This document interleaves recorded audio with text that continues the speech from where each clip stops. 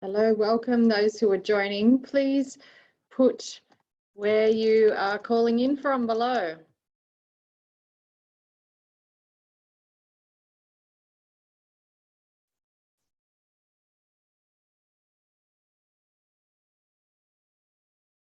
Hello, Colleen. Hi, AJ. How are you? I'm great. I'm just getting my cape on. I want to make sure that I have good lighting because it's night here. So, so I've been in a million different spots. No, that's all right. Okay? Does that look okay? That's beautiful. Okay, that's a beautiful spot, and you look amazing there. Oh, how is it? So it's nighttime in Canada.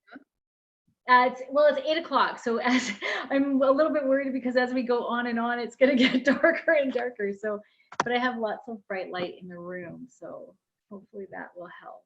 So, how's it been going? Looks good. Great so far. Oh, it's been amazing. We've had so much great feedback. Thank you. Good. Yeah, it's been really cool. Now, and I just need a minute to run out and grab something. Okay. Are you going to be showing a presentation at all? No. On our recording here. Hello again, everyone. Welcome back to day 5. Well, that's 10, isn't it? If I put 2 hands up, day 5 of the SuperHuman Summit. Hopefully some of you caught our first speaker today, Sabia. Sabia is a fantastic leadership coach, and she really knows how to hold you to, I guess, relaxing into the pace of life, as she talked about, and is someone who really genuinely holds the space for people. We've got Jennifer from Newcastle as well. Nicole, hello, all of you who are joining. But right now, I have this amazing human in front of me who has the most delicious backdrop. Your home looks beautiful there behind you. I'm in a makeshift home because I actually live in a tiny house, and it's been a bit too windy and rainy and so noisy to do these. So I'm borrowed a lounge room off someone and kind of have this is my makeshift home for the summit. And so Colleen is going to talk to us today all the way from Canada. So it's lovely to have someone on the other side of the world as well. We're going to talk about when just enough is not enough, and knowing where to put your energy and how to, I guess, adjust in these unpredictable environments. So let me tell you briefly a little bit about Colleen so you can get a feel for where she's coming from before I hand over to her. Everyone who's already in Zoom or in Facebook Live, trust that we're monitoring you, we see you, we're so delighted that you're here and joining us. So please feel free to pop your questions, comments, thoughts as we go along. You know, if you're agreeing with stuff, type Y, type yes, so we know in the chat box. Or if you really want to ask a question of Colleen, are you happy to take questions along the way? Oh, for sure, yeah. I want it to be as interactive as possible, so excellent. So we talk all day. So. Yeah, great. So feel free to use the Q&A box and the chat box. We have about 40-45 minutes together, so I know it will go fast. Yeah. So Colleen, when she was talking to us about her presentation, I know Michelle and I just both went, yes, we have to have her on the summit. And she said, you know, that it's hard to be superhuman when you feel pulled from all directions, and either through demands from others or your own expectations. And we often hear people say, well, you just need to prioritize. And that might sound easy, but I know Colleen's actually had a super fascinating background in the circus. And it taught her that distractions can easily get in the way of best intentions. And so we're going to hear a bit today about how we can build mastery and why sometimes that's a bit challenging, and where we can spend our energy better so that we can create equilibrium and superhuman capability and capacity. So, it's all juicy already, Colleen. I'm loving on it. So I'm going to hand over to you to share and begin. Thank you. Thank you. Thank you, Alexandria and Michelle, for involving me in this amazing, generous gift that you're putting out there in the world during these very strange times. Like Alexandria said, I have spent some time traveling around the world with the circus, Cirque du Soleil to be exact. My background is as a sports therapist. So what that means is that in my 30-year career of doing the physical therapy end of things, I was dealing with high level athletes, highly motivated, highly driven people. And there's a very interesting thing that happens in that group of people, because you look at them and think, wow, they're superhuman because they can hang from their hair or fly from a trapeze. And those things are true. But what did it take for them to get to the place where they feel like they have that capacity in that area? How do they get to be so superhuman? So I spent a lot of time thinking about that. And as we just alluded to, my time with the circus really showed me that you could have the best intentions, and I could be in Berlin, as Athlem, is that how I say it? Is from, which was one of my favorite cities. But when you're in Berlin and you have a day off and you're very tired, and you know what you need to do is just rest in your hotel room, but you're in Berlin. So what's the last thing that you want to do? So I had all these grand plans for the time that I worked at the circus. I was going to do all these things and build all these programs. And then all of a sudden, 10 years later, I've seen pretty much every church in Europe, and I've, you know, mushed with a sled dog in Alaska, and I've been whipped by some weird bushes in Russia, and I've done nothing of the things that I intended to. I had a great life. I'm so blessed and grateful for the experiences I had. But I went in there with a plan, and I had a good time, and I met lots of people. But by the end of it, I was exhausted, and I didn't love it anymore, because I had spent all of this time building all these great experiences, but not building myself. So I sort of feel like a little bit I got stagnant at a certain point. And we had this phrase that we would use on tour called tourist fatigue. So seriously, you could see 42,000 churches if you traveled Europe. And at some point you feel like, oh, I'm in Rome. Of course I should go to Vatican City. I did go to Vatican City, but I didn't go into the Vatican. And people would be like, what? Look it. The day before I went to the Colosseum, and the day before that I had that great pizza at that place over there. And there's just too many things that we want to do. And I think now, especially in these times, we're really finding the places where we're exhausted because we either didn't put the energy in building into this. Who could have predicted this? Well, probably somebody, but none of us sitting in this room. And we didn't put the energy in the back. And now we have compartmentalized our lives to the point where I go to work and I do my work, and then I get in my car or I get on my bike and I get home, and then I'm with my family, and then I have dinner with my kids, and then I walk the dog, and then I go to the gym, and then I go to bed. And now all that stuff is mushed together, and you can't be superhuman if you don't know how to make your energy flow and how your energy is meant to flow. So that's what I learned. Just seeing people are resonating with that. I know Stephen's just said in the group here, tourist fatigue. He feels that together, and that whole concept you're talking about of everything being kind of mushed together. I know someone in Facebook saying, yes, building experiences, but not building myself. And I get that. I know in Europe, I had a saying, which was ABC, another bloody cathedral. And they're delicious and amazing, but you have to be juiced up, don't you, to enjoy it. And it's that old adage of the frog in the boiling water, where we often don't know. And it sounds like for you, it was 10 years when you realized, oh, hang on, this is not the life. So what was your wake up? How did you come to that realization? You know, I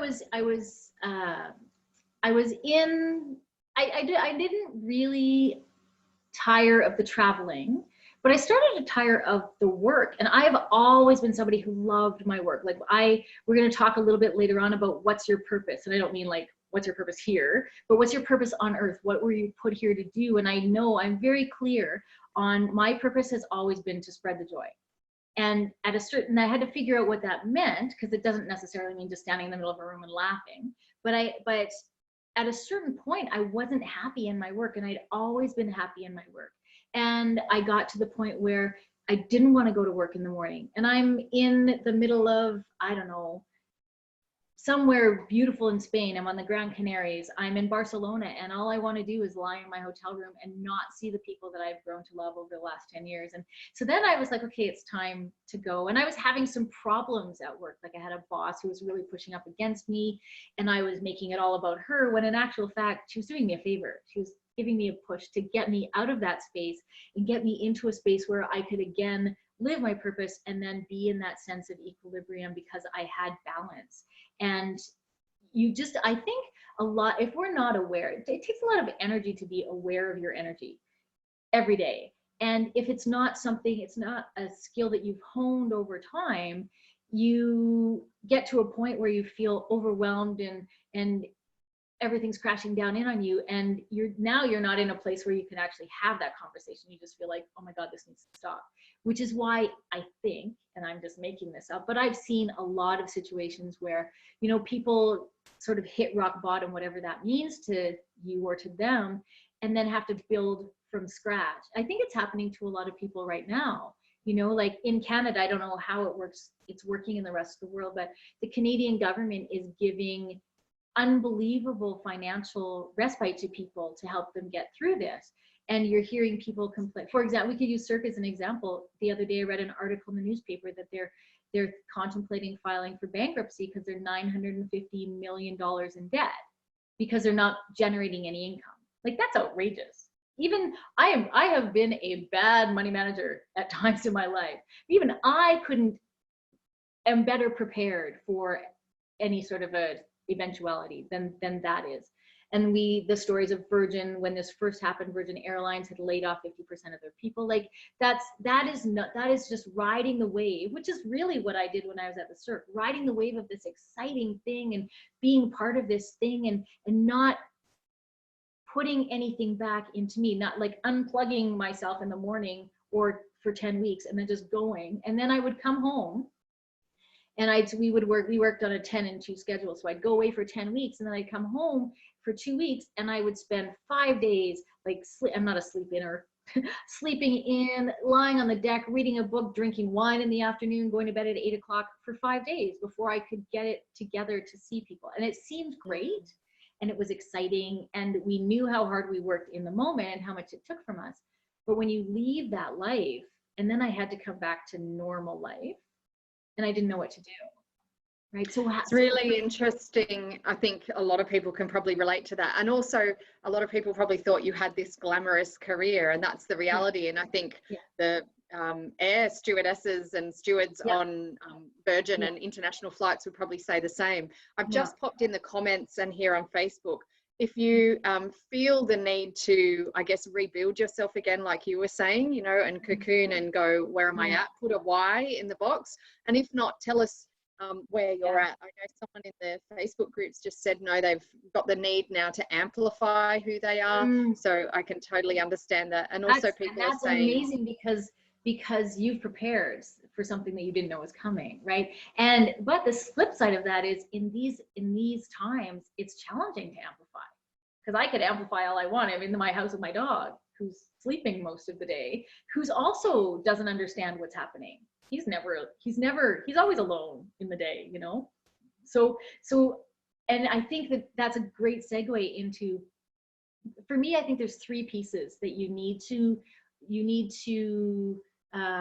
sort of come to terms with when it comes to getting yourself to that place where you can create that equilibrium and then live into your superhuman capacity. So if you're not feeling superhuman, why? You know, like and if you are feeling superhuman, why? Like there's going to be somewhere where you feel really, really great about what you're putting out in the world and what you're doing, and other places where either you want to lift that up so that it's balanced, or you want to spend more time there so this gets to be bigger, right? I had a teacher one time, a mentor one time, who said, you can't build a foundation on incompletes.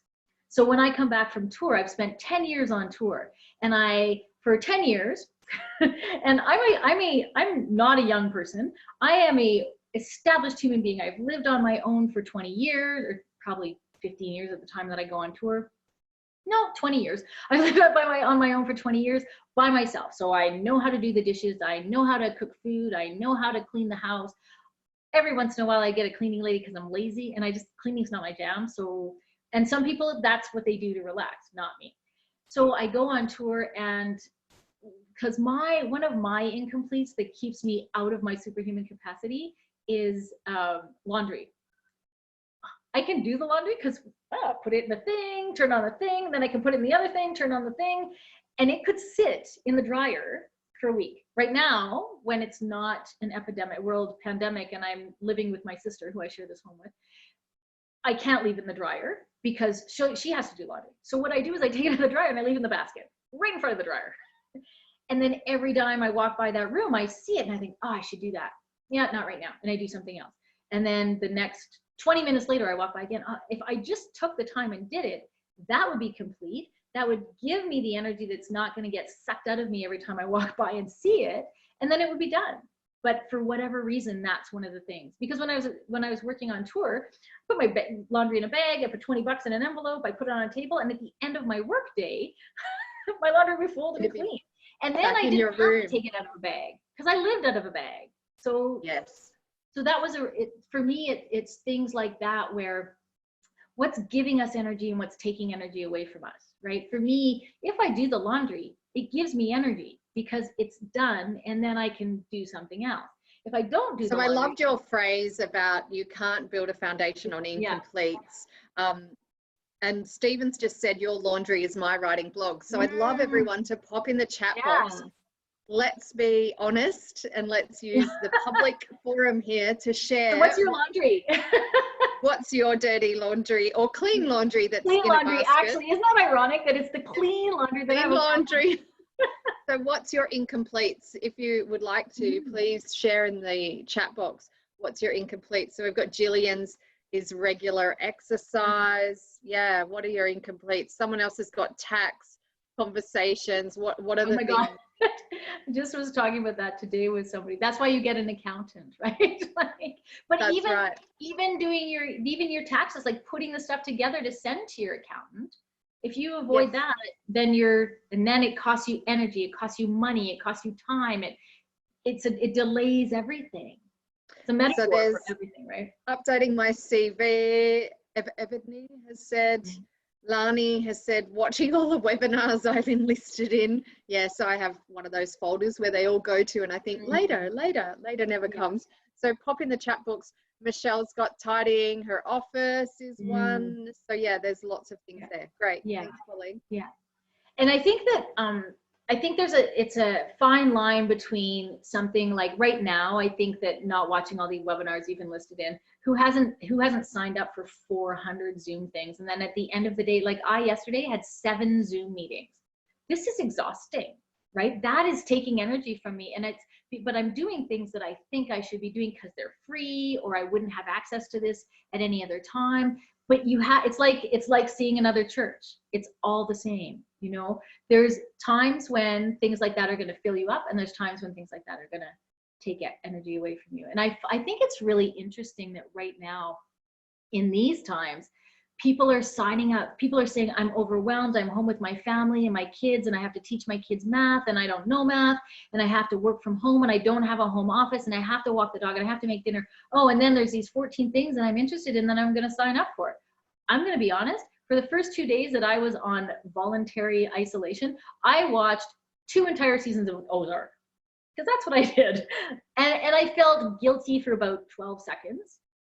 But 4 days later, well, maybe more than that, but 4 days later, I was able to get up and get into the groove of doing what I needed to do. So there's 2 sides of this coin. There's the side that you doing the, like my tagline on my website is, when just enough is not enough, but also sometimes just enough is enough. So we have to know, but that brings me back to the core of this, which is we're talking about energy and understanding your own energy. Where am I putting it?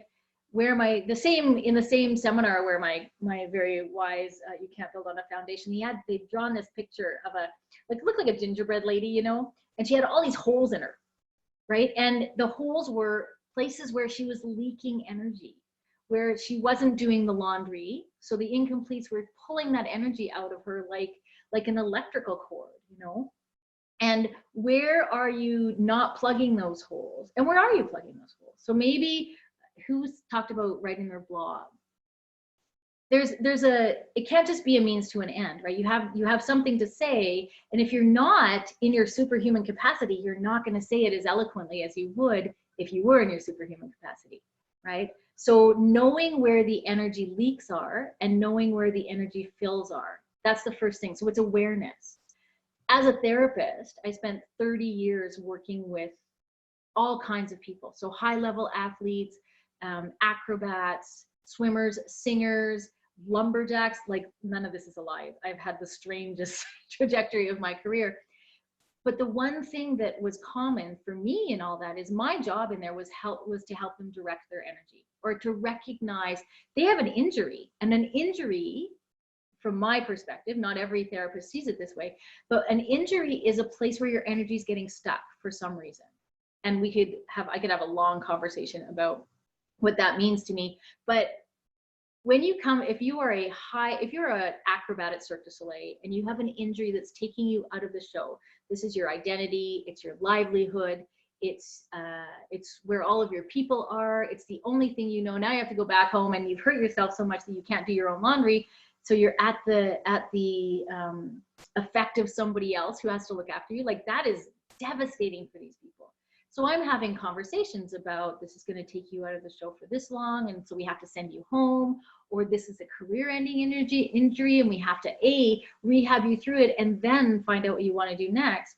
Their energy is going to be so low, and if I'm not in tune with that, then I'm not going to manage that situation very well. And if I'm not in tune with my own energy, I would make an announcement. If I was in a bad mood, I'd come into the office and I'd say, I'm in a crappy mood today. You're not going to see it in my work.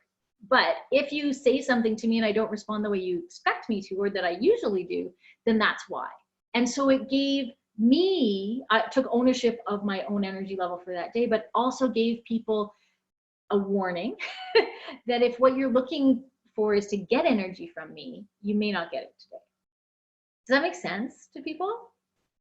Totally. I love that, because it's kind of setting the tone or the boundaries, the agenda for the day. And Stephen's also just popped links to your LinkedIn and your website there, which is great. Stephen, thank you. Feel free to connect with Colleen on LinkedIn or website, and I'll do the same in the Facebook group. Do other people agree with that? Put a yes, a Y in the chat box if you wish to. Hello, Mahubub. Nice to see you back again. Thanks for spending your morning with me. I feel really honored that you guys are starting. I'm finishing my day here, so it's nice to be able to inject some full day energy into you guys and get some from you. So we're getting some yeses. The gingerbread lady thing is a really good visual, and I hadn't thought about it for a long time until I started thinking about this talk, and I can see her very distinctly. Like, if I had a whiteboard, I would draw her, but you can all see her in your mind. And if you can see her that clearly, then you also could spend a little bit of time figuring out what those holes are for you, right? Like, so the first piece for this, the first piece for me is awareness of my own energy, of your energy if I'm working with you, and where I'm avoiding something, which when we avoid a thing or we procrastinate, well, procrastinate's a different thing, but when we avoid a thing, we think that we are just putting it off.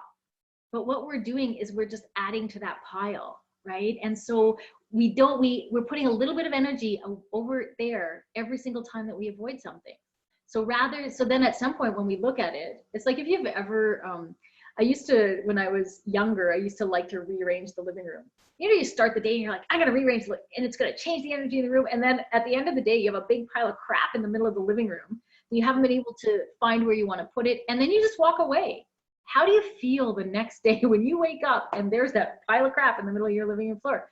Oh my gosh, another thing I didn't finish. And it deflates you. So the next piece, Stephen's saying there, yes, avoidance creates a cesspit. Yeah. Nice term and language. And sometimes you have to avoid things, like, because you just don't have it in you to do it. But if you do that over and over and over, then we're creating a bigger problem, and you're getting further and further away from your superhuman self. And then the effort to come back is a different kind of energy. And I couldn't agree more with energy in a physical sense, as well as a yoga therapist. What I see with lots of people that might have maybe a bad back or a hip or something is that they start to avoid using that part of their body. And so then they compensate with other parts. And over time, that's where their cesspit grows. It might be that they start getting out of alignment, and then that throws out their, knees and gives them other problems. So same thing in life, I guess, is what you're talking about, is this other stuff we're avoiding. Yeah. And I think that, and if you looked at it, so that's a great example, because I'm very familiar with that example. If somebody comes into me and has sprained their ankle from walking down the street, and they say they stepped off of a curb that they've stepped off of 40 times that week, never mind how many times in their life, and all of a sudden that day something's wrong, I'll look somewhere else. And people are very resistant to that, right? This laundry issue is representative of something else. It's not representative of not wanting to fold my underwear. It's representative of something else that I'm either putting it in the way of my movement to my superhuman self, or I'm using it as an excuse to not step in.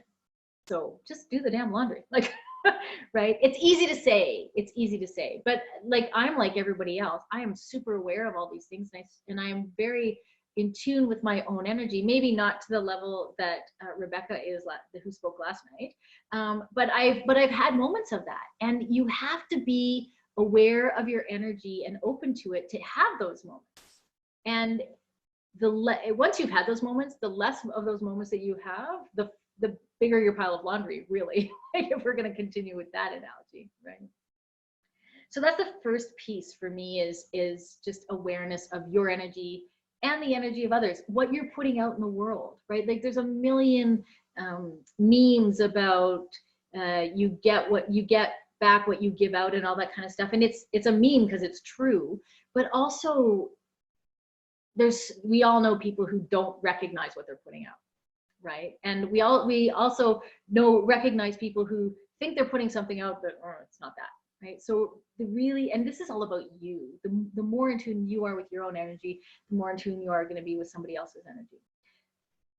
So for me, when I started thinking about this conversation, I was having a conversation with somebody, and I said something about the essence of equilibrium, which resonated so well. And I think that's what we're talking about, right? Like, the definition of essence is the basic part of something, right? So the thing that thing grows out of.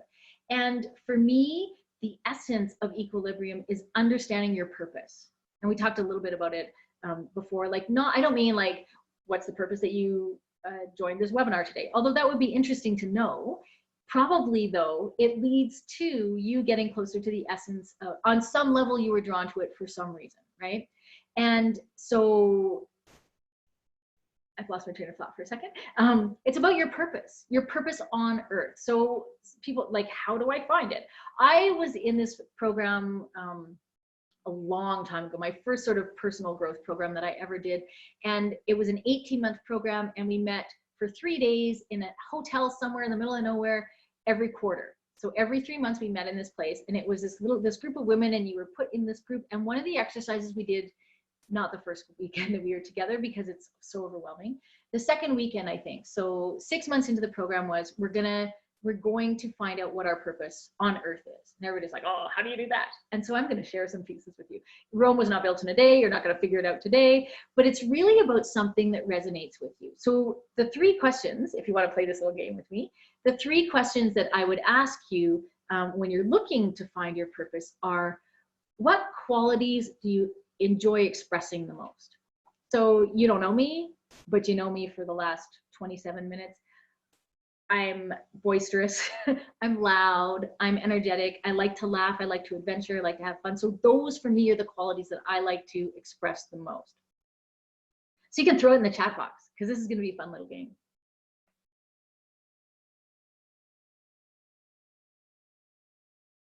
Don't be shy. Thanks, Stephen. Thank you for typing the question in, because I'm doing it in the Facebook group. So that's awesome. Thanks, buddy. So what do people say? What are the qualities you enjoy expressing the most? Helping others.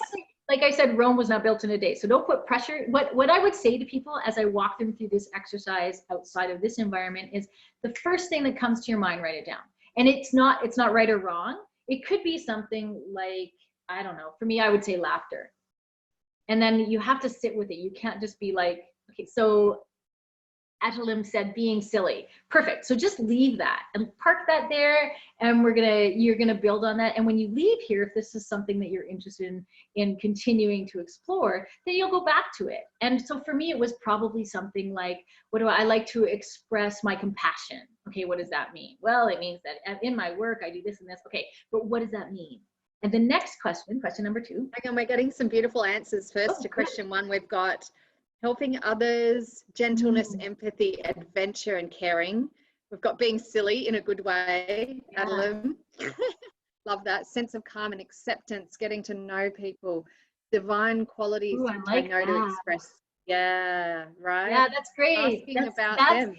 that one's beautiful because that piece that says it differs every time at a different time is really important, because your purpose may or may not have anything to do with your choice of career, or well, it will have something to do with the partner you choose, but not on the level that we think about it, right? Your purpose is going to, I look at Oprah.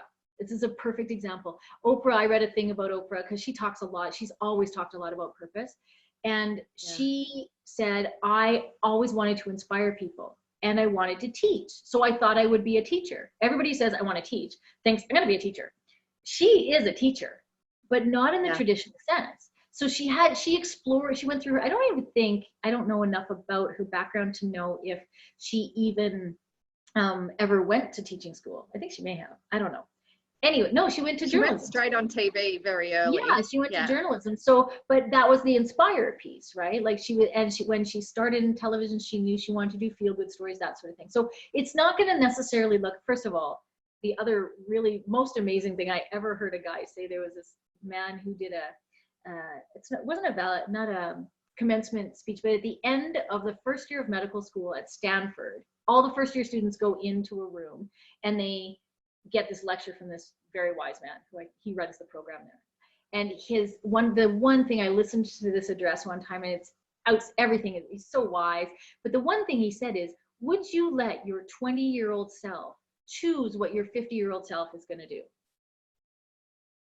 And that's what we do when we say, I'm going to teach, I need to teach people, so I'm going to be a teacher. And then we stick to that forever and ever, right? A lot of the work that I do right now is with people in transition. So from one career to another, or there's something that's just not sitting right with you and I want to change it, or I want more of this and less of that, or whatever. And it's really all about letting go of what we think it's going to look like and just letting our purpose flow through us. And how could we possibly, when we're 17, 18, know what we want our 50-year-old self is going to do? Yeah. I'm just going to share a couple more from the chat box to honor the people on Facebook before we go to question 2.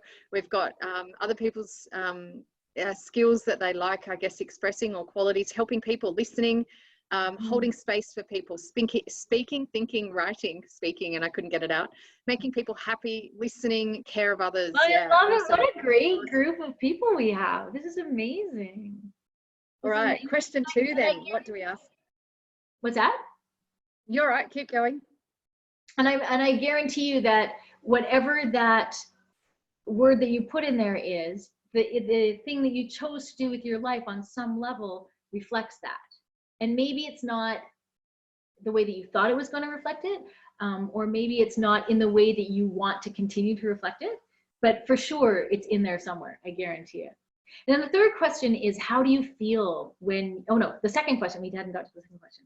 How do you do it? How do you like to express it the most? So for me, it was working with other people, so spreading the joy through that. Adventuring, so meeting new people, listening to people, hearing about new things, and using those qualities, using those learnings as I moved forward in my life.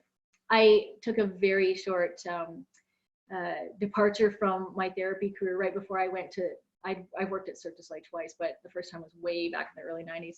And before I went back the second time, I decided I'm done being a therapist. I want to be a fashion designer. So I quit my job. I went to fashion school for 1 year and then ran out of money. And that's how I ended up back at the circus. But even then, my focus was on bringing people joy through their clothes. I think clothes should be fun. And I had this, I'd met a group of women who, didn't have the typical body shape that we look at when we see the fashion magazines. And there were no clothes out there for these people for these women that made them feel good. Like everything was black or dark, or had these, like, made them look like they were 90, dressing like your grandma when they were 20 years old. And I thought, that clothes are meant to bring joy. And that's why I want to do this. It also brought me a lot of joy to learn those things, so it was the same, doing the same purpose, but in a completely different realm. But I enjoyed doing it that way, you know. And at the circus, I enjoyed doing it in the being able to go with people to the doctor and share my knowledge and share their story with the doctor and be the conduit between the two and help them through those difficult times. Like, that's how I enjoyed expressing it. What do we got? So I know for me, myself, I like to help people find their uniqueness and build confidence around sharing that. And so I love shining a light on people. That's my how. And so running summits like this is perfectly aligned with my how. Google has said finding solutions for the challenges.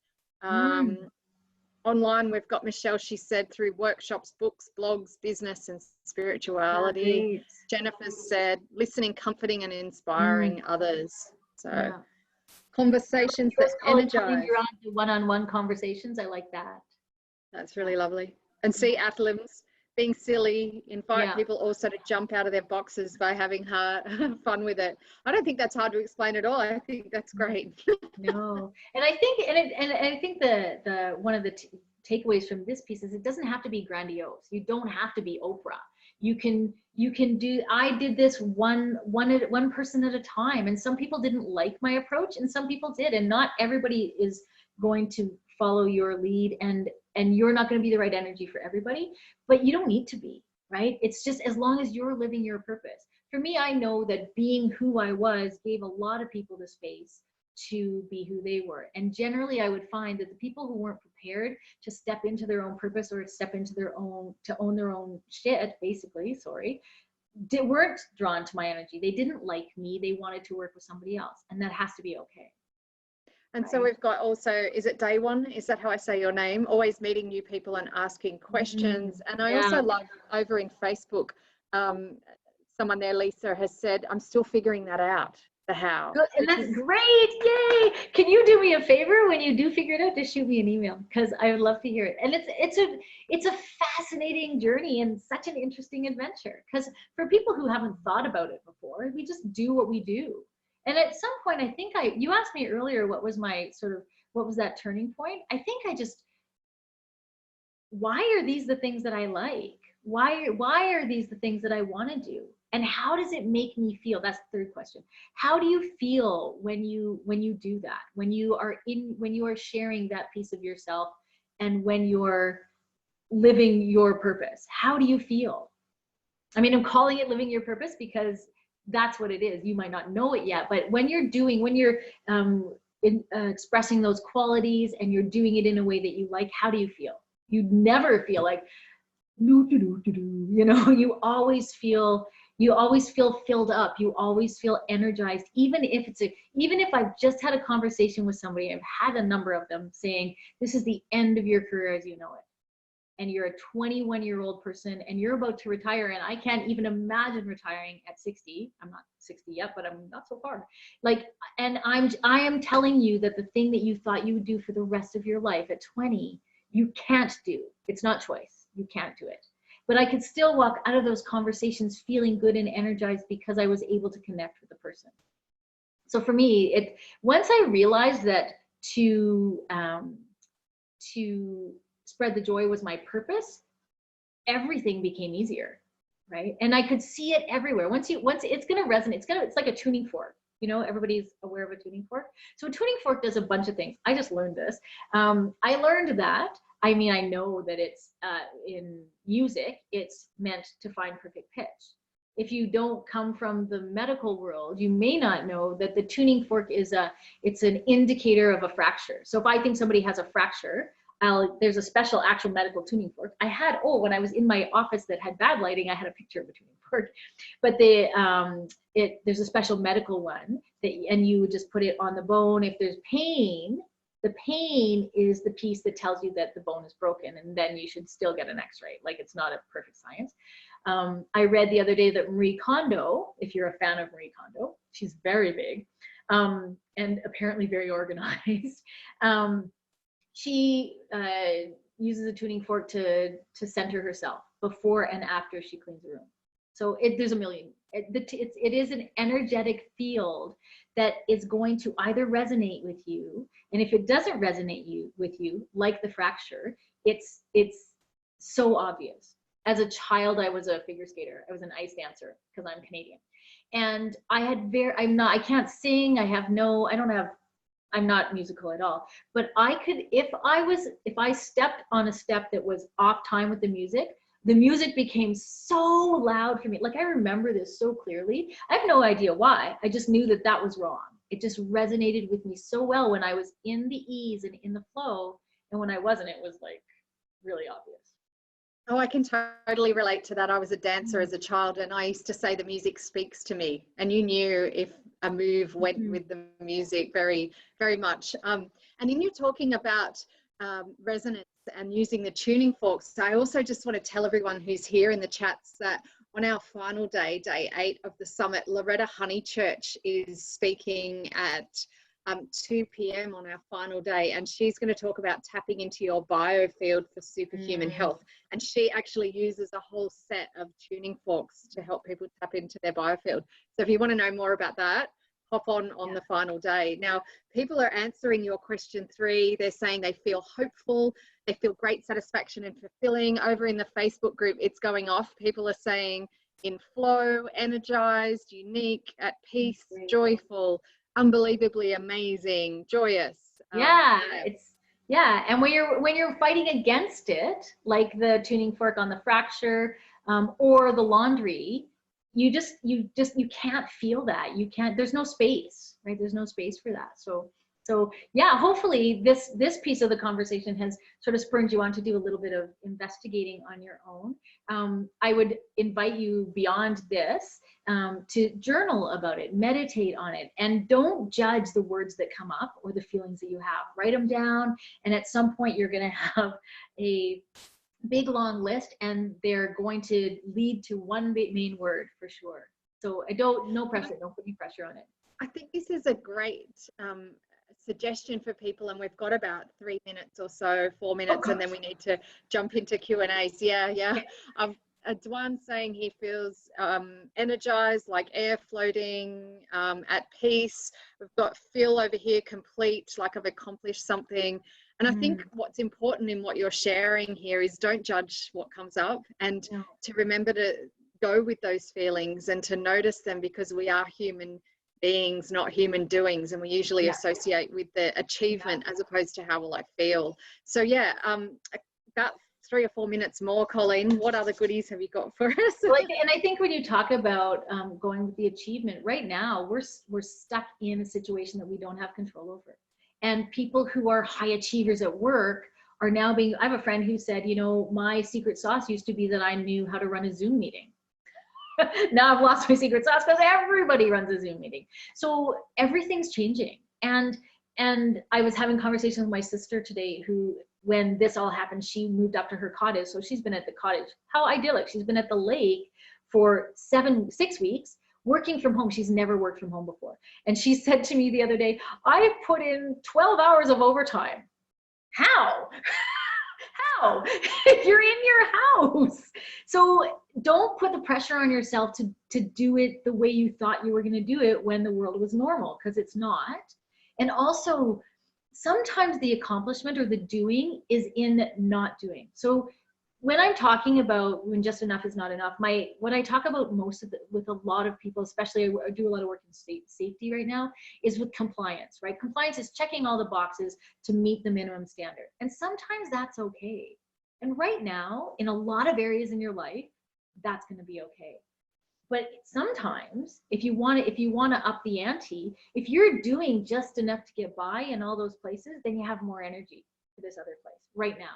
This is not necessarily the advice I would give in different cosmic time, like if the universe was in a different space, because I really believe that, because I've worked with high level athletes, high achieving individuals my whole career, in order to get to that place, they had to do more than enough. They had to do more than just enough. You don't become an Olympic athlete by saying, I'm going to run a marathon and then eating a bag of chips and sitting on the couch, right? So, but sometimes when you can't leave your house and everything is different, in order to find that equilibrium where equilibrium, the definition is when number of forces or actions are fighting against each other, but one isn't stronger than the other, right? So they're equal. So that's your foundation. When you're in living your purpose and when you're aware of your energy and know where you're putting it and where it's going and what's taking energy from you, you can just make that little shift and then you can build on that. It's very, like, to go back to that first piece, it's very hard to build strength on something that's weak, right? So if I feel depleted of energy, the last thing that I'm gonna wanna do is run 10K. The first thing I'm gonna wanna do is plop my ass in front of Ozark and watch that depressing crap for 2 days. It's a very good show, but it's very depressing, right? So be nice to yourself and also just be aware. And you don't have to change it, just acknowledge it. And at the beginning, you'll be like, oh, that's where my energy is today. Oh, that guy, I'm giving him too much of my energy. Oh, that laundry, I just got to get it done, and then it's out of the way. And then you can build on that. Yeah, equilibrium. Well, and the essence is you, right? The basic piece of it is you being centered, grounded, and living your purpose and knowing what that is. this has been amazing. I know the chat boxes have been going off and people are sending, thank you, loved your talk. Thanks, Colleen, this is awesome. Yeah, thank you. Mahuba just said, when we're living in our purpose, we need to be alone at times. How will we keep the energy at those times? That's a great question. But I think the key is that you get the energy from you, right? I think, you know, like there's a lot of, we're always alone and all that kind of stuff. Like you're always yourself. You as yourself are solely yourself. So you know when you need to go and be alone, and you know when you need to be with people. The irony of this whole COVID-19 thing is that I came back I'd worked in China for 2 years with a different kind of circus company. And I came back to Canada in April of last year, and I spent 7 months not working. The first 4 of them were great, but they also weren't. I was the crash from coming back from living overseas and we're living in a place where everything is hard. And then coming here where I thought it would be easy wasn't easy. And by like a month before this COVID thing started, I thought, okay, I got to do something different. I have to get out and be with the people. Now I can't be with the people. And there were times in there I will for sure, if I'd had the gumption to go and see somebody and say, I think I'm depressed, of course he would have agreed with me. I wasn't exercising, I was eating crap food, or I wasn't eating, I was sleeping too much, I was watching TV, but I needed that. So I can't judge that. That gave me the energy back that I'd been shelling. The other thing, and Rebecca talked about it a little bit yesterday, was the other thing about when you're somebody who's super aware of your energy, you're generally generous with it as well. So you need to know how to not give all of your energy to somebody who's struggling, because then you're depleted, and then you need to go and be alone, and that's going to give you energy. Being aware of your energy and where you get it from, just as important as that is understanding where you give it away, because you're a generous, empathetic being. Which is, I think, a great spot to end on, which is know your energy, know the essence of your equilibrium, find your strong point. I think of like a cathedral, you know, and they put that last keystone block in, and as soon as they do, the cathedral's rock solid. And that they don't even need a great cement. Analogy. You know, it has that strength. Everyone's saying thank you. Has allowed me to accept current situation. That's great. So thank you so much for beaming in from Canada for us today. Thanks for having me. Phenomenal. Everyone, make sure you look up ColleenCreighton.ca because she's in Canada, and connect with her there. Our next session is beaming from New Zealand, and that's Sally Anderson. So I look forward to seeing some of you on the next Zoom meeting. Thank you, guys. Thanks again, Colleen. Thanks for coming. Thank you. Bye for now. Bye.